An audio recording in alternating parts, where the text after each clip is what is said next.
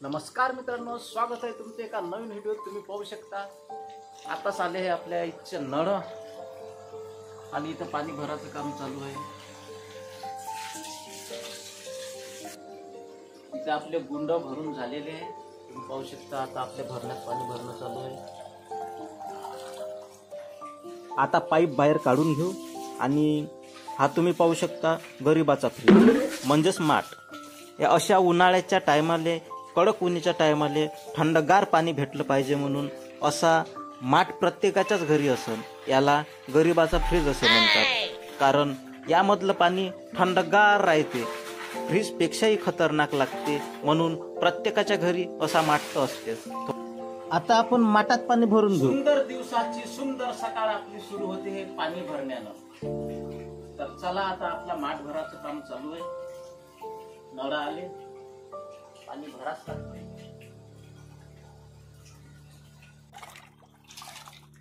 ज्याप्रमाणे मनुष्याला म्हणजेच आपल्याला पाण्याची आवश्यकता असते, तशीच झाडांनाही पाण्याची आवश्यकता असते।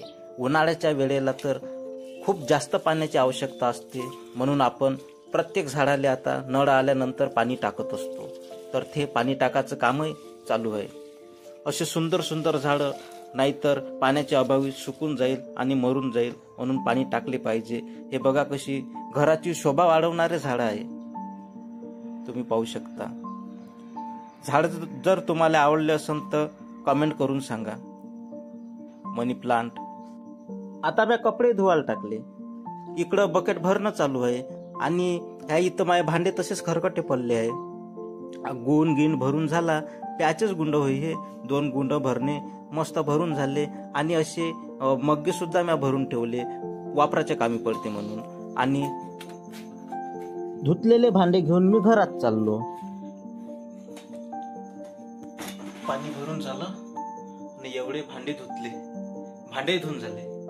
आता हे ठेवून देतो व्यवस्थित लावून। आता ह्या भांड्यात आपण पाणी टाकू आणि हे भांडे बाहेर नेऊन ठेवू, म्हणजे पक्ष्यांना चिमण्यांना पाणी पिण्यासाठी मी असं पाणी भरून ठेवत असतो भांड्यात आणि घराच्या बाहेर नेऊन ठेवतो। ते येते न पिऊन घेते, कुठे येते ते मस्त वाटते। तर अशा प्रकारे तुम्ही करत जा। तर मित्रांनो, आत्ताच आपण आपले कपडे धुतलेले आहे, तुम्ही पाहू शकता असे वाहू टाकलेले आहे।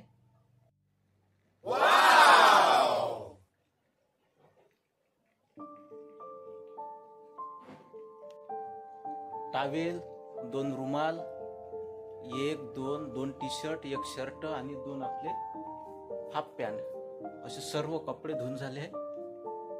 आता पाहू आपण स्वयंपाकाचं, जेवाचं काहीतरी।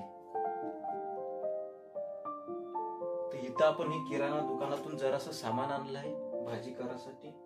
2 मॅगी, अंडे, बिस्किट, शेंगदाणे आणि पोहे। तर पाहू काय बनवायचं। तर इकडे गंजात 2 अंडे मी उकडायला टाकले आणि गॅस सुरू करून दिला आणि थेट गेलो गोळनिंबाचा पाला आणण्यासाठी। आम्ही याले गोळनिंबाचा पालाही म्हणतो, कोणी कडूपत्ता म्हणते, पोह्यात टाकण्यासाठी चांगला असते। आता घराच्या समोरच झाड लावले तर तिथूनच मी कडूपत्ता तोडत असतो आणि बाकीचे येणारे जाणारे गावातले लोकही इथूनच घेऊन जात असते मित्रांनो। आणि ह्या इथं गुलाबाचं फुलपा किती मस्त सुंदर असं लागलं आहे। दुपारची 1:15 वाजला मित्रांनो, दुपारचा 1 वाजला आहे आणि ह्या 1 वाजताच्या टायमाला कोणीच पोहे बनवत नाही, पण आता मी पोहे बनवणार आहे। कारण काल मी जो स्वयंपाक केला होता तो कालचा व्हिडिओ तुम्ही पाहिलाच असेल, पूर्ण करपला होता। भाजी खराब झाली, भाकरी जळल्या होत्या आणि भातही जळून गेला होता। तर स्वयंपाक काही मला बनवता आला नाही। तुम्ही तो व्हिडिओ पाहून घ्या, मी लिंक देऊन देतो, डिस्क्रिप्शन मध्ये आहे आणि वरती आय बटन मध्ये येऊन जाईल। म्हणून स्वयंपाक आजही केला तर खराब होऊन जाईल ना, मला उपाशी राहावं लागेल, म्हणून मी आज 1 वाजता हे पोहे बनवण्याचा निर्णय घेतला। अर्धे पोहे घेतले, 1 पाव आणले होते, अर्धा पाव बनवून राहिलो आणि अर्धा पाव उद्या सकाळी किंवा संध्याकाळी भूक लागल्यावर बनवीन। म्हणून आता आपलं नाश्त्यावरच जगणं चालू आहे। ते हे होय पावशी, पावशी तर तुम्ही पाहिलीच नसेल नाही। कांदा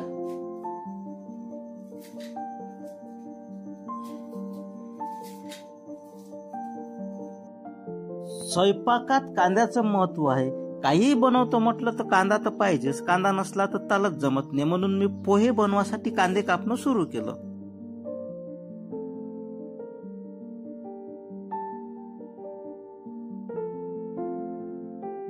पावशी चांगली वाईटी आहे, चाकूपेक्षा खतरनाक आहे.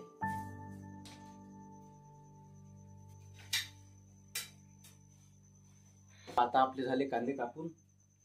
हा कांदा, शेंगदाणे आणि तिथं आहे आपले पोहे.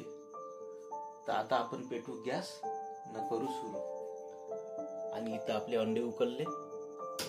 गॅस तर आता पेटवला. आता याच्यावर ठेवू आपण एक गंज मस्त, न त्याच्यात टाकू जरासं तेल. एक बुटलं तेल टाकलं, अजून जरासं टाकू. अगय पगय तेल असलं तर जरासे चांगलं होते, म्हणून 2 बुटले तेल टाकलं.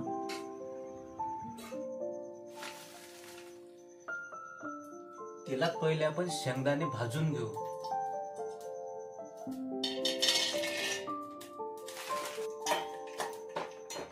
शेंगदाणे भाजायचं काम चालू आहे.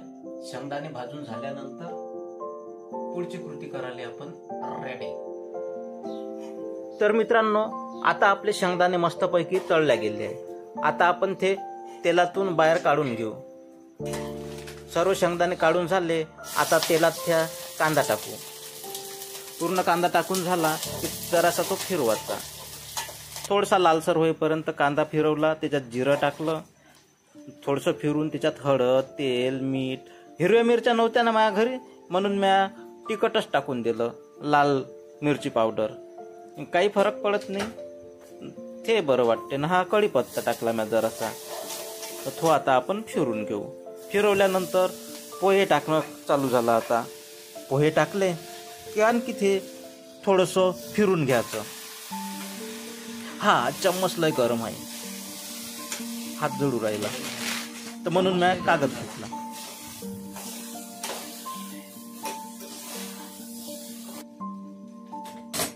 गडबडीत कढीपत्त्याचा पाला तोडून टाकला नाही म्या, तसाच कढीपत्ता टाकून दिला, लक्षच नाही राहिलं. आणि दुसरी गोष्ट, शेंगदाणे टाकायचेच राहिले. आता हे वरून टाकतो.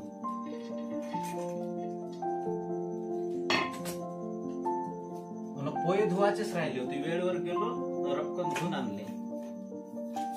म्हणजे आजचा पोहे बैकाचेच राहते काही. 5 मिनिट झाकून ठेवू आणि नंतर पाहू आपली टेस्ट कशी होती.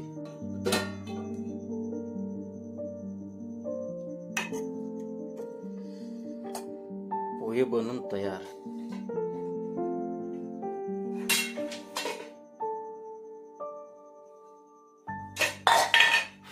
गरम, अरे बापरे, खाली सांडले. तो मित्रांनो, हे असे मी पोहे बनवले. स्वयंपाक केल्यानंतर तो बयकण्याची दाट शक्यता होती, म्हणून मी आज हा निर्णय घेतला की बा स्वयंपाक करून वाया गेल्यापेक्षा पोहे बनवायचे, पोहेच खायचे. पोहे हे बयकू शकत नाही शक्यतो, आणि उपाशी राहण्याची वेळ माझ्यावर येणार नाही. कारण कालचा अनुभव मला आलाच आहे की भाकरी झाल्या, पोया झाल्या, ते भात जायला आणि भाजी पुरा सत्यानाश काल झाला. म्हणून मी म्हटलं आज पोहेच बनवा. आता याची टेस्ट तुम्हाला सांगतो मित्रांनो.